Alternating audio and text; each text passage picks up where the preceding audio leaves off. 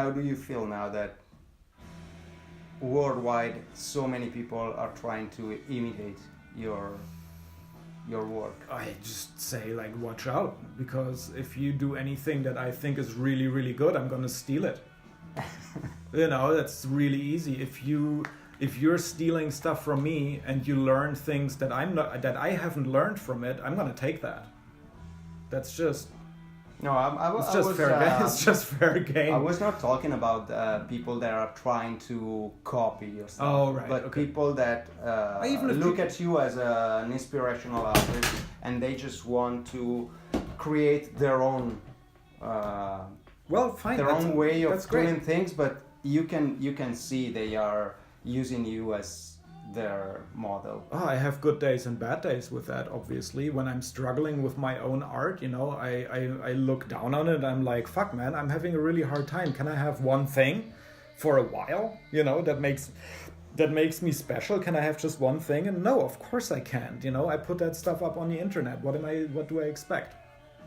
No, with that being said, the answer still stands. If they are obviously inspired by what I do, that's very flattering. But if it turns out that they end up doing something that I find very inspiring, then I'm not above going in and being like, I'm going to incorporate that into my work too. And I'm obviously, that can homogenize the whole playing field, which is bad. But in the end of the day, we all learn how to write. Sean Barber said this to me once. We all learn how to write with the same letters. And everybody has a handwriting in the end. And nobody was working on his handwriting. They all learned how to write. Everybody wanted to write a story. And they wanted to write something down, like a shopping list or anything. And then in the end of the day, all of a sudden they had handwriting. And nobody was worrying about that. And we in tattooing are so consumed by finding our own style, we forget how to learn how to write. We're not concerned with a story anymore. And that's dumb. That's really dumb. Because you'll never learn how to have a handwriting if you don't have a good story to write first. Okay. Because your handwriting is never going to look like your handwriting if you're too concerned with it. It's like trying to fake somebody's signature, right? You'll never get it right. But your own signature always looks like your signature, unless you're thinking too much about it. When I was in school, I became pretty good imitating the sign of my parents. I became pretty good, but your own signature? Oh, yeah. What about your own signature? My own signature is crap. Yeah, see, because you're thinking too much about it. There's too much. As an artist, we want our signature to look good under our paintings. So of course you fuss over that, you're very concerned with your signature looking good.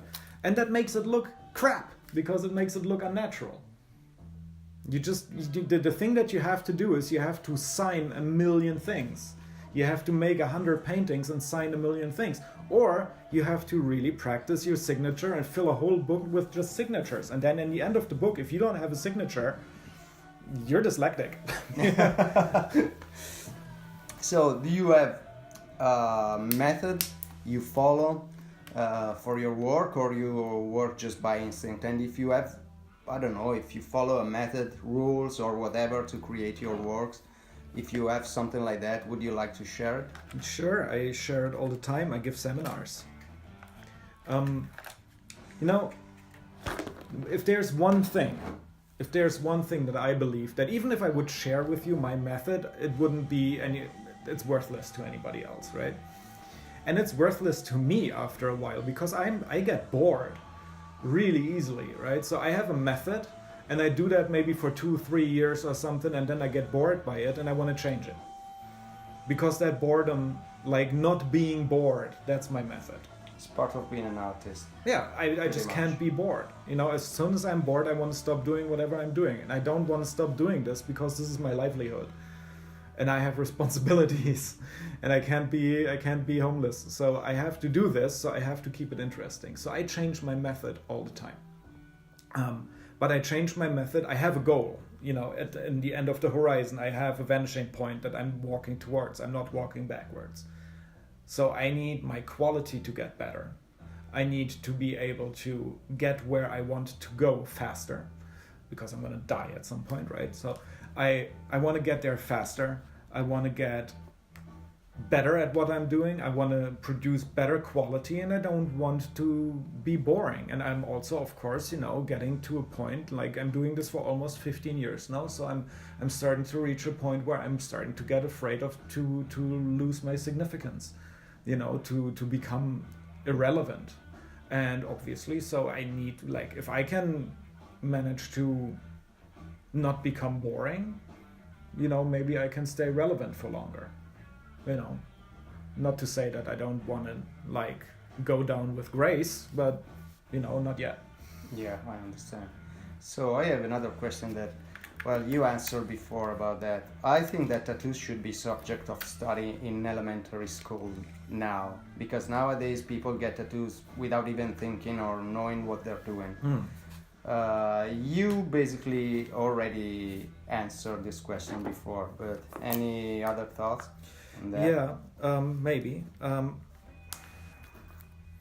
I think there's a lot of things that need to be taught in school, because parents just don't teach their children that kind of stuff. And tattooing is maybe on that list, but it's not on top of that list. Yeah, I agree. Right? And before we attack tattooing, maybe we should attack how to be sufficient in a home, how to do your taxes, how to find fulfillment, how to deal with social media, how to deal with the internet, how to find truth, how to filter the bullshit that you're prevented with, how to, what are conspiracy theories, why is the world not flat?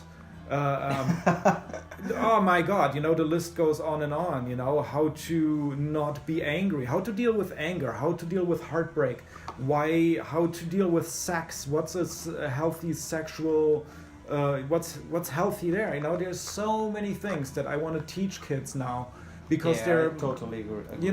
But tattooing is something that's pretty safe. If you get a bad tattoo, either you recognize that and you get it covered or lasered, or you just live with it, and that's going to be good for character. Get a bad tattoo. It's better for character than to get an amazing tattoo from the first day on. Make your mistakes. If you make a mistake that you see every day, that you're visually confronted with in the mirror, is like, oh, this fucking tattoo, man. That is a reminder that you're fallible. Yeah, that's profound. I never thought about that.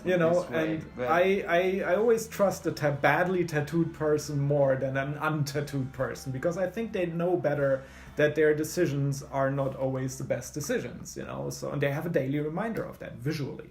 So that's really interesting. Yeah. So I don't need to teach anybody anything about tattooing. I think it's a good school of life to get terrible tattoos.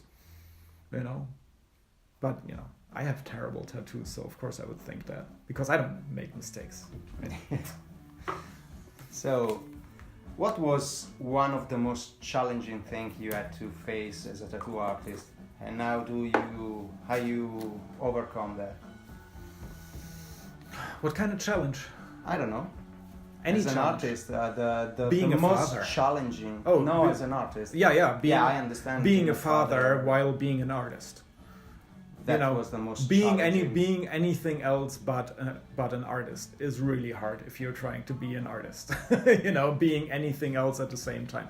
Being an artist is really not that hard. Once you earn money with it, it's fucking easy. We have such an easy life, dude.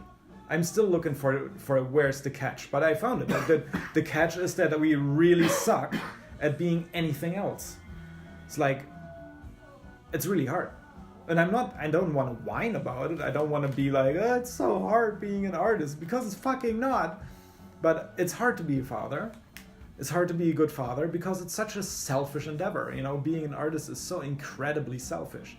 And to stay a good artist and lose your selfishness and not become this aloof, like, meditation-y character that tells everybody that they found fucking, I don't know, that they found some kind of god or something.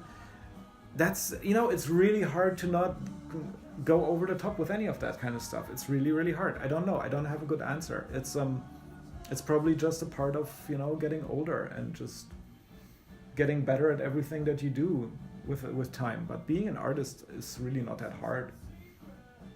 So you didn't have a big challenge?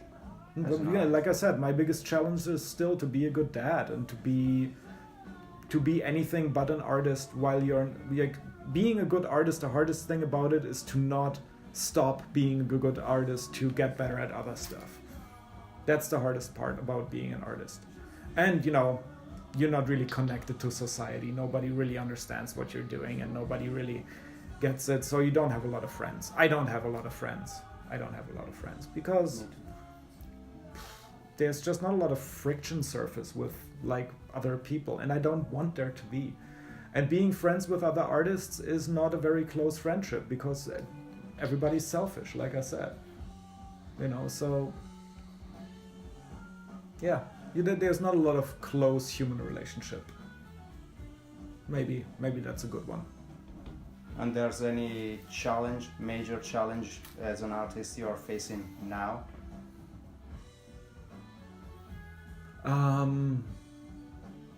It's always the same. It's just staying relevant while you're busy with other stuff. I recently, I'm going through a divorce right now. I don't see my kid a lot. I don't see my dogs almost at all anymore. Everything changed, and staying consistent in my art while I'm going through all these personal changes. Yeah, that's definitely challenging to not show that in my art. But honestly, at the moment, I feel pretty safe because I have a lot of stuff already established in my life, in my art. So I know what I'm doing. So I can coast a little bit on the things that I've already achieved.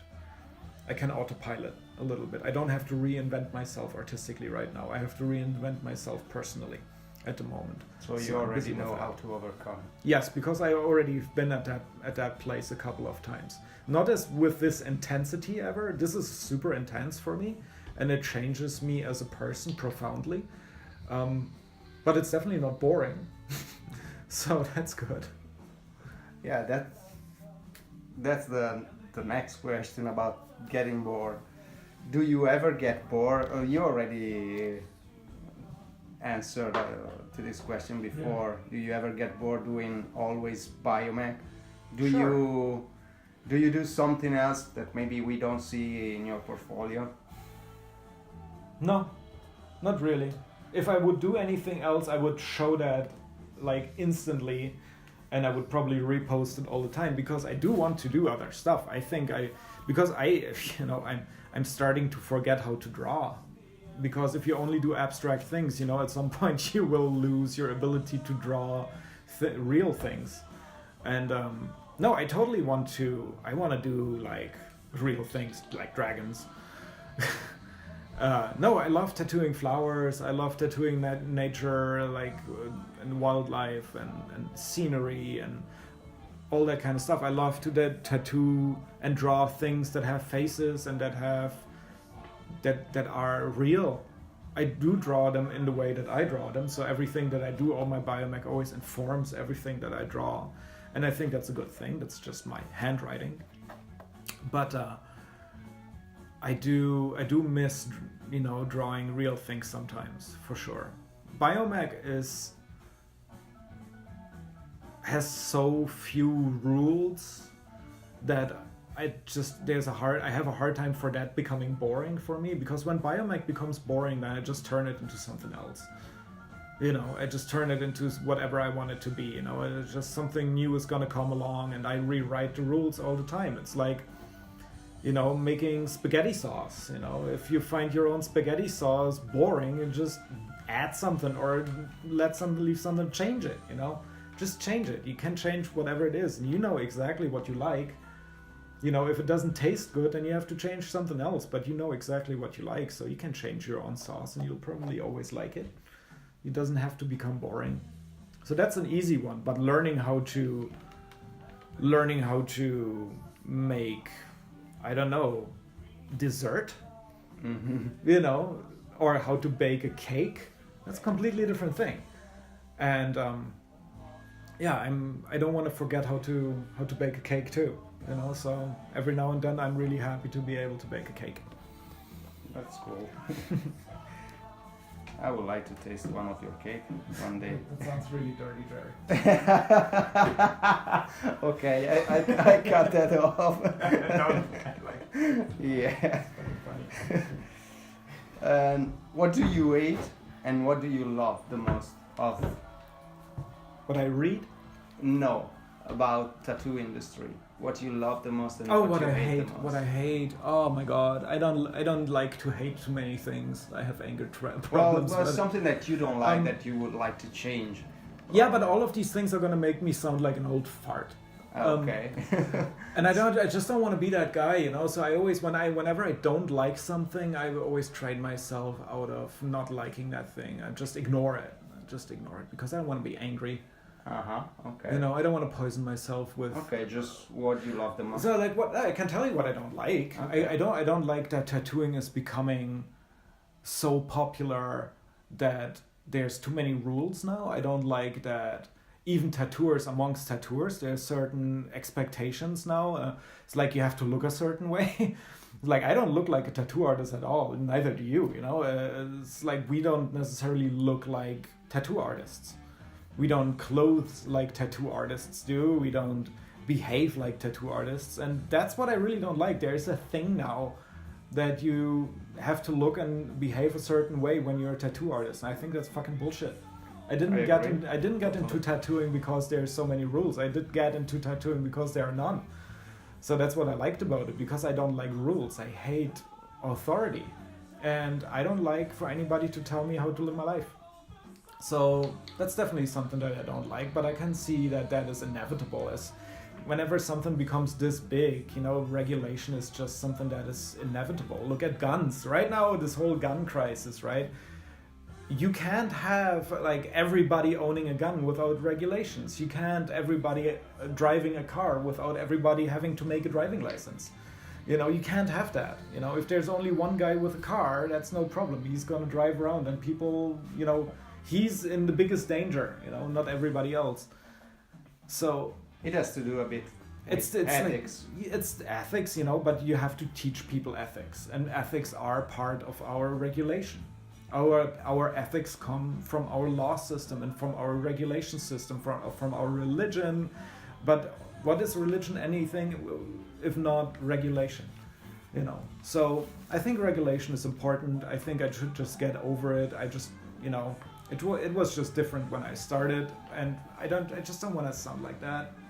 I'd rather teach. I'd just rather be part of the change and just, be part of the change and have at least a tiny little bit of control of where it's going. That's why I want to teach. That's why I want to keep myself relevant, instead of becoming this grumpy old guy that is just angry. And, nobody listens to an angry person. So I just don't want to do that. What's the coolest? What's the best? What do I love about tattooing? Well, fuck my freedom, and the money. Still, no, just kidding. The freedom is definitely there. I love the freedom. I love that I have my fate in my own hands, that I can decide how much I want to travel. I can decide how much money I need. I can decide how much money I make. I can decide everything about my life. And I meet a lot of interesting people. I meet people that I find interesting because they like my art. They find me interesting. So there's a really good chance of me finding them interesting. That's great. Where do you ever have that? Most people are always confronted with people that they don't like through their work. So I don't have that at all. I just have to keep appreciating that, I guess. Yeah, there's lots to love about tattooing, man. It's one of the best jobs in the world. That's why everybody wants to do it right now. Yeah, probably. It's a fucking endless list, isn't it? Yeah. So there's enough things to hate, but with something that I love, if you love something, you don't want to dwell on the things that you hate. If I love my wife, if I love my girlfriend, if I love my daughter, I don't really want to have a magnifying glass on the things that I hate about that person. Because it's easy for hate to become the stronger emotion. So that's profound. all of that sounds really sanctimonious, because I don't say that I'm good at that, because I have bad days, but I know that should be something that is definitely one of my mantras, because I come from anger. I'm a very angry person, right? I go to anger easily, and I believe that people should work on themselves to make themselves better, to make themselves better before to not go into your grave with anger and regret. So I think that anger is one of the things that I have to keep in control over in my life. So that's definitely something that I always work on. I don't want to hate anything. That's cool. Inspirational and profound. Thank you. Cool.